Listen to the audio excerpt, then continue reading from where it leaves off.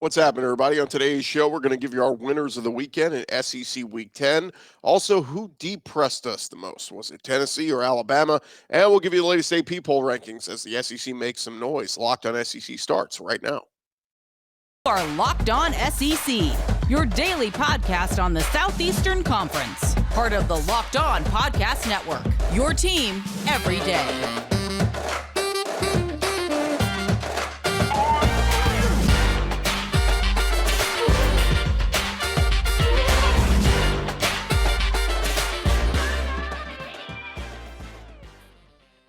And what's up, everybody? Welcome into Locked On SEC. It's great to have you guys along.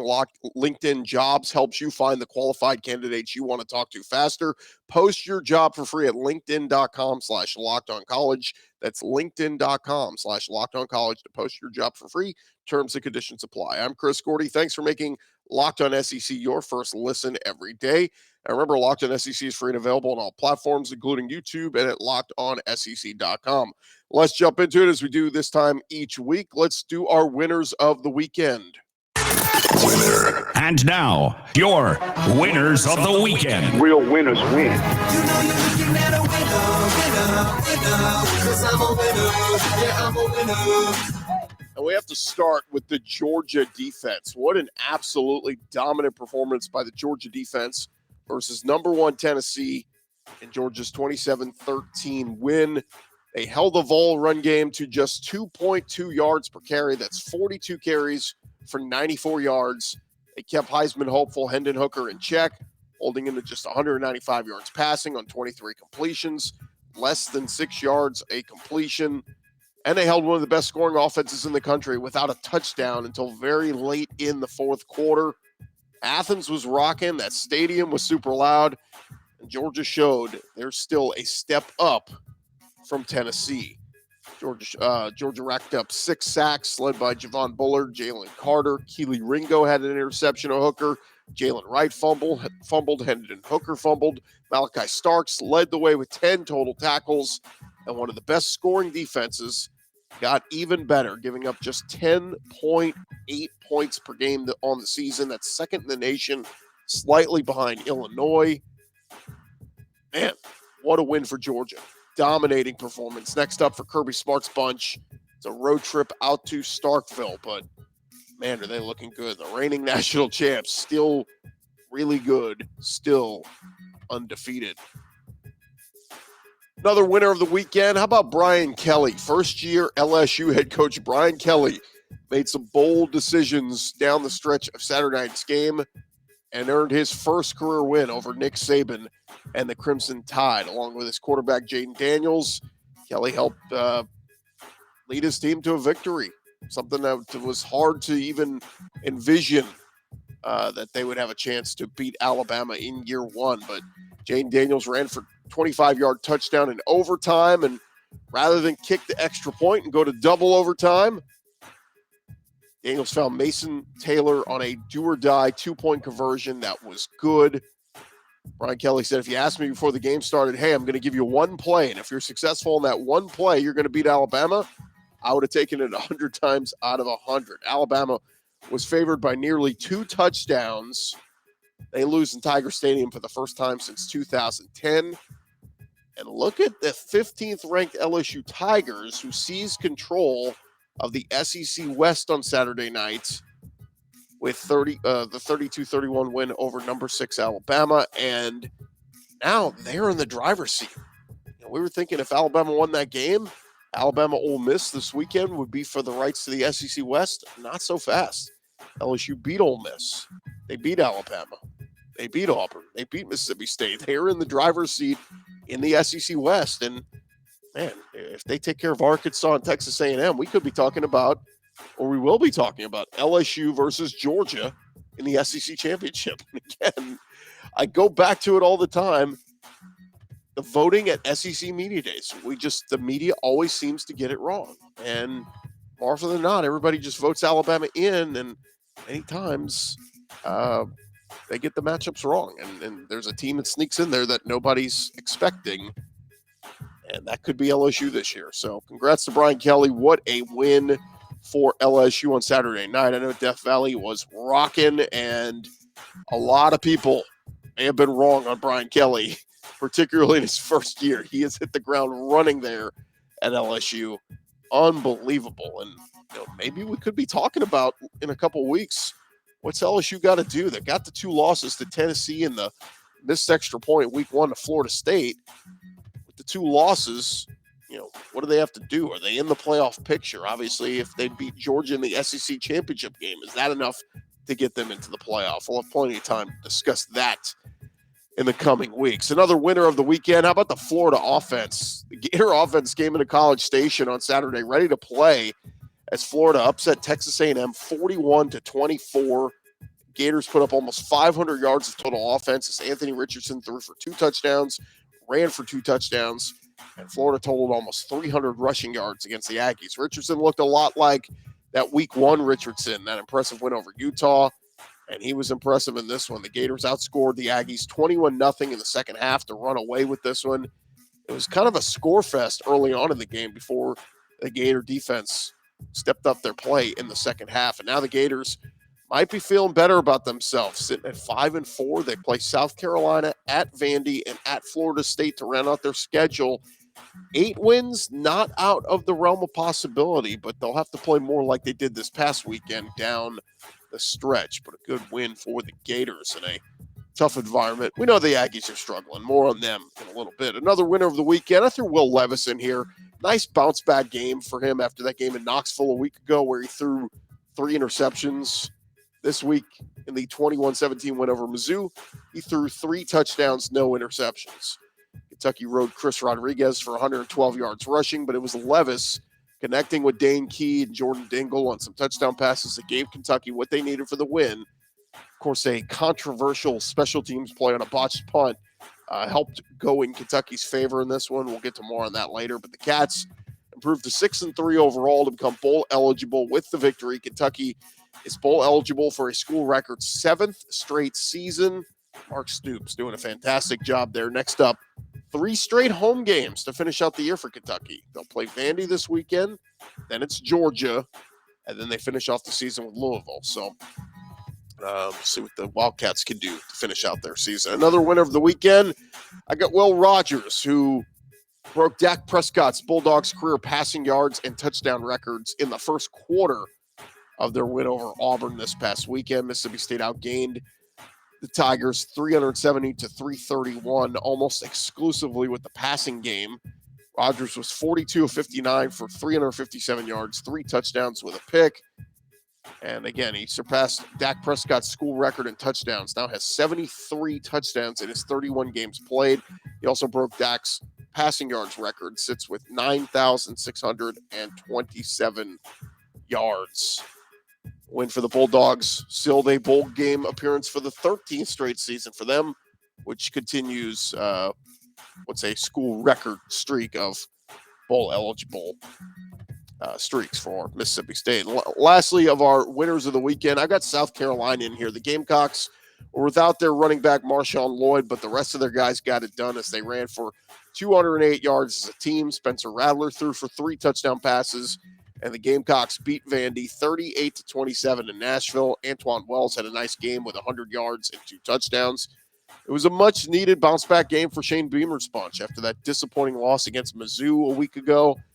They now sit at 6-3 overall. They do have a tough remaining slate. They play at Florida, home for Tennessee, before going to Clemson. So, look, you lose these 3, you get to 6-6. It's not bad. You're going bowling, but not what the fan base wants. They want to take a step forward and see if they can find a way to beat one of these teams in the next couple of weeks. Thank you guys for making Locked On SEC your first listen every day. Coming up next, we'll give you who depressed in SEC Week 10. That coming your way in just a second. But I want to remind you, of course, about our friends over at LinkedIn Jobs.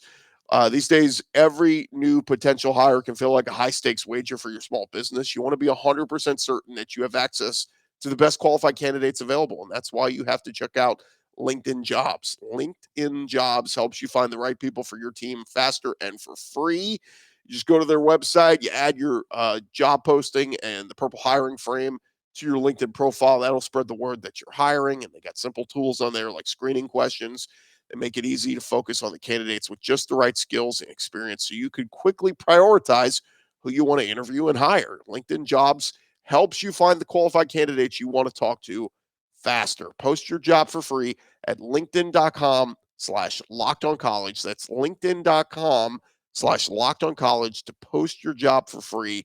Terms and conditions apply.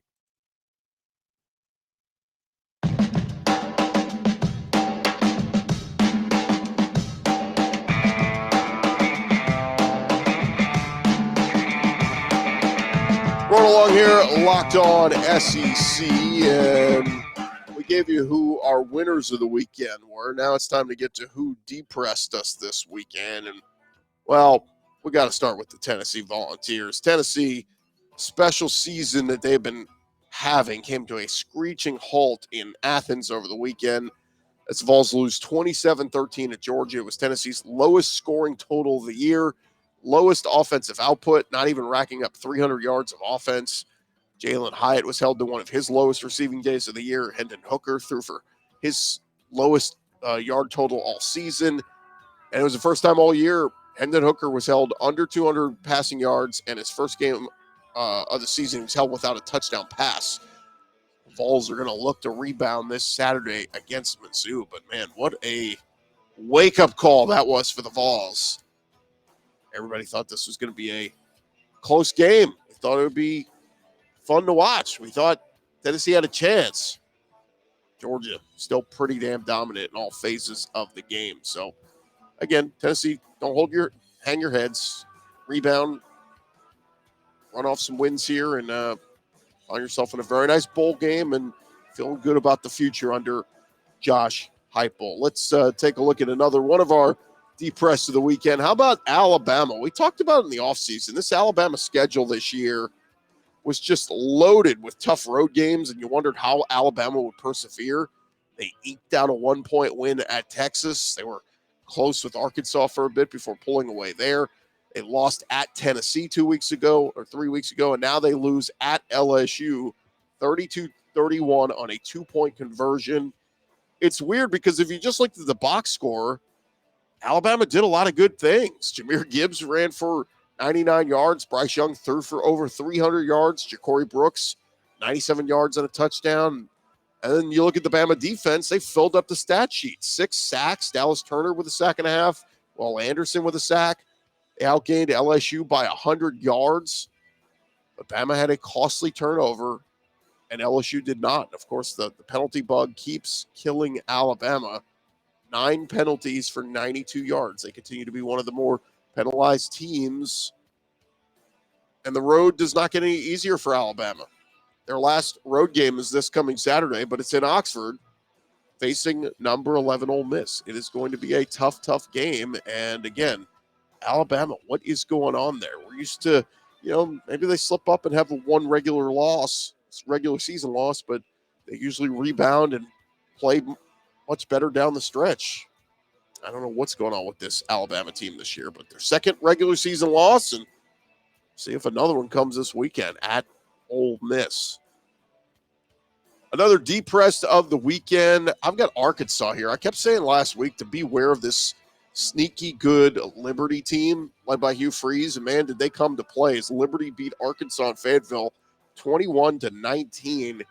KJ Jefferson threw 2 interceptions. Rocket Sanders, leading rusher in the SEC, he was held to just 60 yards rushing. Jefferson had found Trey Knox for a jumping touchdown reception with 1:11 left to go to pull Arkansas within 2.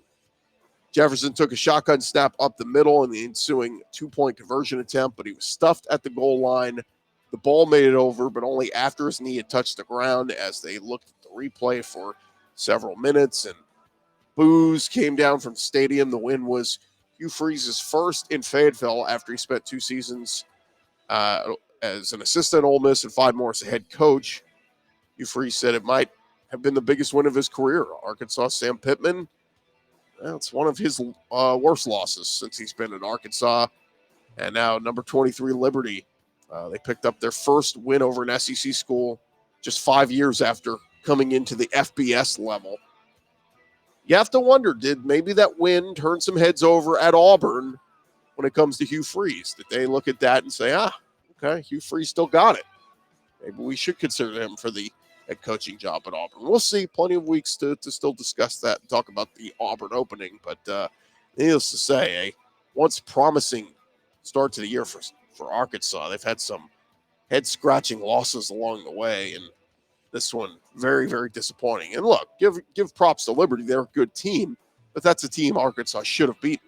They should have been able to just run it down their throats with Rocket Sanders, and KJ should have had a nice day, and they should have won by at least 2 touchdowns, but hat tip to Liberty.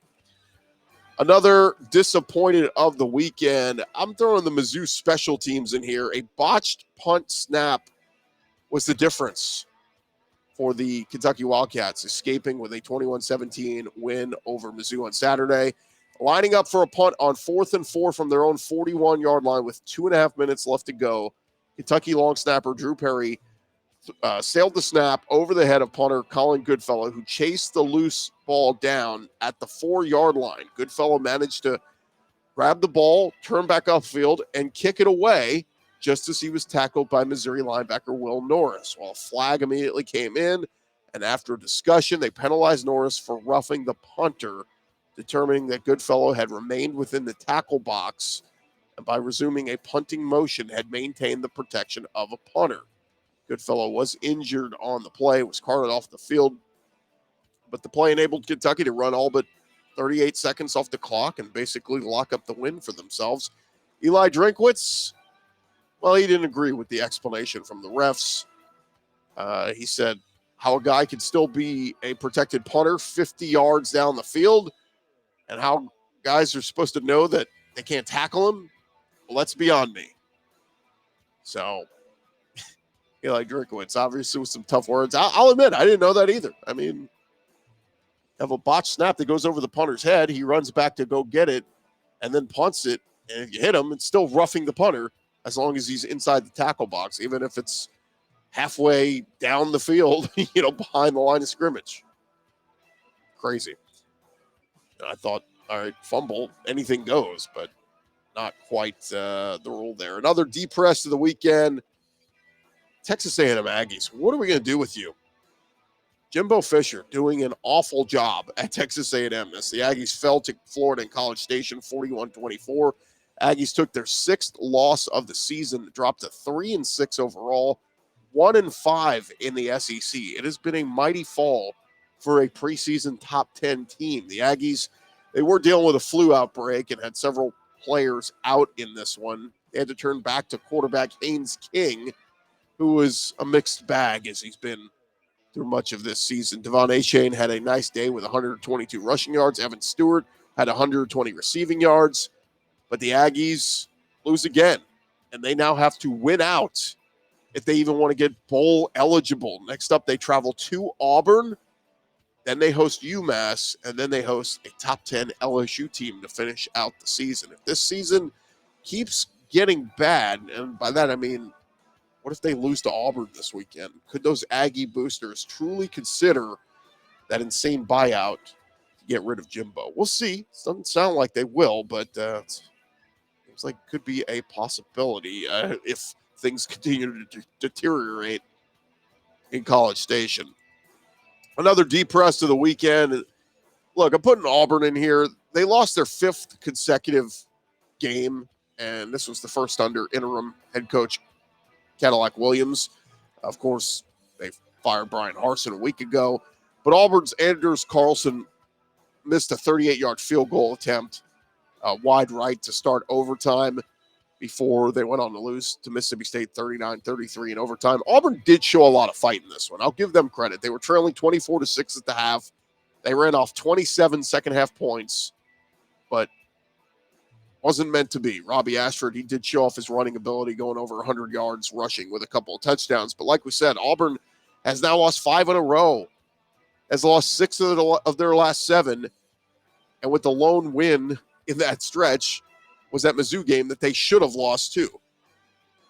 So next up, they will host the Aggies, then Western Kentucky, and then they will go on to play Alabama to finish off a tough season. But again, kudos to showing the fight you did, Auburn, and Cadillac Williams, maybe a good head coach one day. Lastly, in our depressed category, I've got Vanderbilt in here. Vandy just doesn't have enough weapons. Ray Davis looked good at running back. Will Shepard, always consistently good at wide receiver. Quincy Skinner had a nice game at wide receiver too, but Vandy lost a home game to South Carolina, 38-27. They fall to 3-6 overall. They're once again winless in the conference at 0-5. And for Clark Lee being a defensive-minded coach, Vandy gives up some of the most yards of any team in college football. They're dead last in the SEC in yards given up per game at 472. And there are only 6 teams in FBS that are worse than that. Vandy right near the bottom. They will try to find a win on the rest of their schedule. They're at Kentucky, home for Florida, and home for Tennessee. I just don't see another win there. And this could be a 3-9 type year for Vandy, as we got all our hopes up in those first couple of weeks where they were looking like a much improved team. Thanks again for making Locked On SEC your first listen every day. Coming up next, we'll give you the latest on the AP poll and the movement with the SEC schools there. But first, I want to remind you about our friends over at BetOnline. BetOnline.net is your number one source for betting football and the start of the new basketball season. You can find all the latest player developments, team matchups, news, podcasts, and in-depth analysis on every game. As always, BetOnline remains your continued source for all your sports wagering information and live betting, up-to-the-minute scores for every sport out there. I was just looking at my email, and yeah, we just got the latest college football lines from BetOnline going into this weekend. And let me see here, looking at some of the SEC schools, they got Tennessee as a 21-point favorite against Mizzou already. LSU, a 2.5-point road favorite at Arkansas. And Kentucky around a 17.5-point home favorite at or hosting Vanderbilt this weekend. So just some of the lines they got up over at BetOnline. Head on over to their website today. You can do so on your mobile device and learn more. BetOnline, it is where the game starts.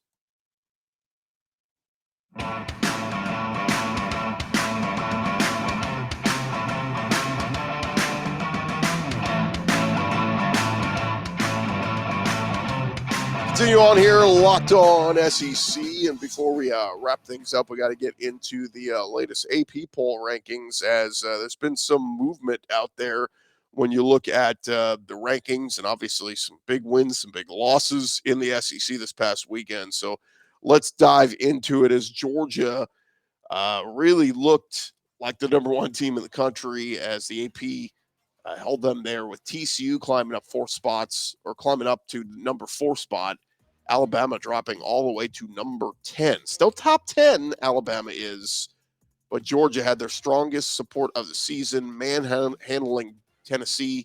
They got 62 of the 63 first place votes from the media panel. Ohio State, who's number 2, they got the other first place vote in there. Michigan's number 3. Like we said, TCU 4. Tennessee only drops to 5. Thought that was interesting. They fell 3 spots after losing on the road to the defending national champs. You know, the score made it look a little bit closer than the game actually was. For anybody who watched it, it was just dismal performance by Tennessee. But good for them. They get to hang around in the top 5 in the AP poll. Michigan did move up a spot to number 3. And for the first time in the college football playoff era, Alabama and Clemson lost on the same day.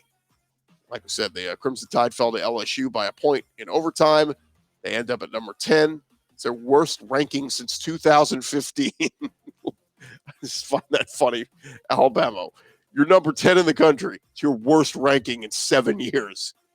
LSU jumped 8 spots to number 7. That's their best ranking since they started number 6 in 2020, and then quickly deteriorated after the loss at UCLA. Clemson, like we said, they fell 7 spots to a season low, number 12, after losing to Notre Dame. Oregon reached a season high, number 6. Bo Nix continuing to do impressive things. And then a couple of Pac-12 schools in USC at number 8, UCLA at number 9, but LSU up there to number 7.